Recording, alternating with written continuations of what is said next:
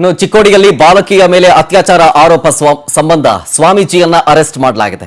ಸ್ವಾಮೀಜಿ ಲೋಕೇಶ್ವರ್ ಇವರನ್ನ ಅರೆಸ್ಟ್ ಮಾಡಿ ಪೊಲೀಸರು ವಿಚಾರಣೆ ಮಾಡ್ತಾ ಇದ್ದಾರೆ.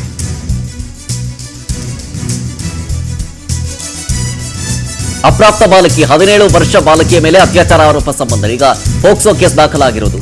ಮೇಕಳಿ ಗ್ರಾಮದಲ್ಲಿರುವಂತಹ ಮಠವೊಂದರ ಸ್ವಾಮೀಜಿ ಈಗ ಅರೆಸ್ಟ್ ಆಗಿದ್ದಾರೆ. ಬೆಳಗಾವಿ ಜಿಲ್ಲೆಯ ರಾಯಭಾಗ ತಾಲೂಕಿನ ಮೇಕಳಿ ಗ್ರಾಮದ ಮಠವೊಂದರ ಸ್ವಾಮೀಜಿ ಲೋಕೇಶ್ವರ ಸ್ವಾಮೀಜಿ ಅಂತ ಇವರ ಹೆಸರು. ಇವರು ವಿರುದ್ಧ ಈಗ ಪೋಕ್ಸೋ ಕೇಸ್ ದಾಖಲಾಗಿದೆ. ಇದಕ್ಕೆ ಸಂಬಂಧಪಟ್ಟಂತೆ ಒಂದಷ್ಟು ಸಾಕ್ಷಿಗಳನ್ನ ಸಂಗ್ರಹ ಮಾಡಲಾಗ್ತಾ ಇದೆ ಪೊಲೀಸರ ಕಡೆಯಿಂದ. CCTV ವಿಜುವಲ್ಸ್ ಆಗಿರ್ಬೋದು ಅಥವಾ ಐ ವಿಟ್ನೆಸ್ ಆಗಿರ್ಬೋದು, ಜೊತೆಗೆ ಬಾಲಕಿಯ ಹೇಳಿಕೆ, ಬಾಲಕಿ ಪೋಷಕರ ಹೇಳಿಕೆ, ಈ ಸ್ವಾಮೀಜಿಗೂ ಜೊತೆಗೆ ಆ ಫ್ಯಾಮಿಲಿಗೂ ಒಡನಾಟ ಬಂದಿದ್ದು ಹಿಂಗೆ, ಮಠಕ್ಕೆ ಆಗಾಗ ಭೇಟಿ ಕೊಡ್ತಿದ್ರ, ಸ್ವಾಮೀಜಿಗಳು ಎಲ್ಲೆಲ್ಲಿ ಭೇಟಿ ಮಾಡ್ತಿದ್ರಿ ನೀವು, ಹೀಗೆ ಪೊಲೀಸರು ತನಿಖೆಯನ್ನು ತಿರುಗಿಸ್ಕೊಳ್ತಾ ಇದ್ದಾರೆ. ನೋಡಿ, ವಿಭೂತಿ ಧರ್ಮ ಗ್ರಂಥಗಳು ಇರಬೇಕಾದಂತಹ ಆ ಒಂದು ಮಠದಲ್ಲಿ ಲಾಂಗು ಮಚ್ಚು ಇಟ್ಕೊಂಡಿದ್ದಾರಂತೆ. ಸ್ವಾಮೀಜಿ ಅರೆಸ್ಟ್ ಆಗ್ತಾ ಇದ್ದಂತೆ ಮಠಕ್ಕೆ ಮೇಕಳಿ ಗ್ರಾಮಸ್ಥರು ಭೇಟಿ ಕೊಡ್ತಾರೆ. ಭೇಟಿ ಕೊಟ್ಟ ವೇಳೆ ಲೋಕೇಶ್ವರ ಸ್ವಾಮೀಜಿ ಮಠದಲ್ಲಿ ಲಾಂಗು ಮಚ್ಚುಗಳೆಲ್ಲ ಪತ್ತೆಯಾಗುತ್ತೆ. ಆಯುಧ ಪೂಜೆ ಮಾಡೋದಕ್ಕೆ ಆಯುಧ ಪೂಜೆ ಇನ್ನ ದಿನ ತುಂಬಾ ದೂರ ಇದೆ ಬಿಡಿ. ಸ್ವಾಮೀಜಿ ಬಗ್ಗೆ ಹಲವು ಬಾರಿ ಪೊಲೀಸರ ಬಗ್ಗೆ ಗಮನಕ್ಕೆ ತಂದಿದ್ರೂ ಕೂಡ ಯಾವುದೇ ಕ್ರಮವನ್ನು ತೆಗೆದುಕೊಂಡಿಲ್ಲ. ಓಸಿ ಮಟ್ಕಾ ನಂಬರ್ ಹೇಳುವ ಕೆಲಸವನ್ನ ಸ್ವಾಮೀಜಿ ಮಾಡ್ತಾರಂತೆ. ಹಣದಾಸೆಗೆ ಬೇರೆ ಜಿಲ್ಲೆಯ ಜನರೇ ಮಠಕ್ಕೆ ಹೆಚ್ಚಾಗಿ ಬರ್ತಾರೆ.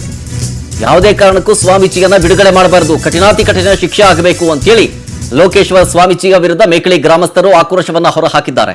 ನೋಡಿ, ಇದು ಲಾಂಗು ಮಚ್ಚು ಪೂಜೆ ಮಾಡಿ ಇಟ್ಟಿರೋದು ಹೌದು, ಬಟ್ ಅದು ನೋಡಿ, ಅದು ಆ ಲಾಂಗು ಮಚ್ಚು ಬೇರೆದಕ್ಕೆ ಬಳಕೆ ಆಗುವಂತ ಲಾಂಗು ಮಚ್ಚಿದ್ದಂಗೆ ಇದೆ.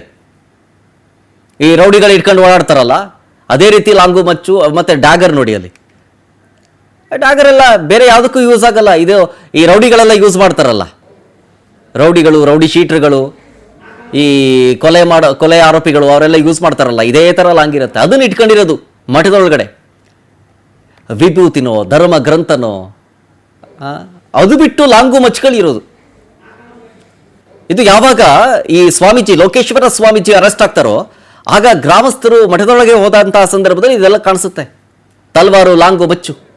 ಹಾಗಾದ್ರೆ ಈ ಮಠದ ಬಗ್ಗೆ, ಜೊತೆಗೆ ಈ ಲೋಕೇಶ್ವರ ಸ್ವಾಮೀಜಿ ಬಗ್ಗೆ ಅಲ್ಲಿನ ಗ್ರಾಮಸ್ಥರಿಗೆ ಏನೇನು ಹೇಳಿದ್ದಾರೆ ಬನ್ನಿ ತೋರಿಸ್ತೀವಿ.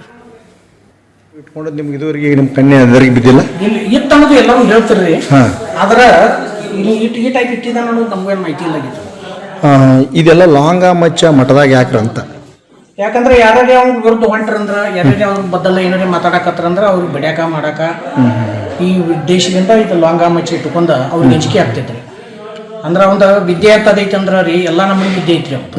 ಮಾಟ ಮಂತ್ರ ಲಾಂಗ ಮಚ್ಚ ಎಲ್ಲ ನಮ್ಮನೆ ತಯಾರದಾಗ ಇದ್ರು. ಅಲ್ಲ, ಈ ಮಠಕ ನಂಬರ್ ಕೂಡ ಹೇಳ್ತಿದ್ರಂತ. ಮಠಕ ನಂಬರು ಹೇಳ್ತಾನ್ರಿ. ಈ ಮಠದಾಗ ನೋಡ್ರಿ, ಧಾರ್ಮಿಕ ಚಟುವಟಿಕೆಗಳಿಗಿಂತ ಹೆಚ್ಚಾಗಿ ಇದು ಅನೈತಿಕ ಚಟುವಟಿಕೆಗಳು ಹೆಚ್ಚಾಗಿ ನಡೀತಾವ. ಮಠದ ಹೆಸರೇನ್ರಿ ಅದು? ಮಠದ ರಾಮ ಮಂದಿರ ಅಂತ ಹೆಸರು ಇಟ್ಟಿದನ್ರಿ. ಇಲ್ಲಿ ನಮ್ಮ ಊರಾಗ ಸ್ವಲ್ಪ ಕ್ಷತ್ರಿಯ ಜನ ಹೆಚ್ಚೈತಿನ ಅಂತ ಇಲ್ಲಿ ರಾಮ ಮಂದಿರ ಅಂತ ಇರ್ತಾನ್ರಿ. ಮುಂದೆ ಇಲ್ಲೇ ಚಿಕ್ಕೋಡಿ ತಾಲೂಕದಾಗ ಹಂಜನಟ್ಟಿ ಅಂತ ಒಂದು ದಕ್ಷಿಣ ಅಲ್ಲಿ ಹೋಗಿ ನಾ ಕೃಷ್ಣ ಮಠ ಅಂತ ಅಲ್ಲಿ ಒಂದು ಮಾಡ್ಯಾನ್ರಿ. ಸ್ವಾಮೀಜಿ ಹೆಸರೇನ್ರಿ? ಸ್ವಾಮೀಜಿ ಲೋಕೇಶ್ವರ ಸ್ವಾಮೀಜಿ ಅಂತ ಹೇಳ್ತಾನ್ರಿ.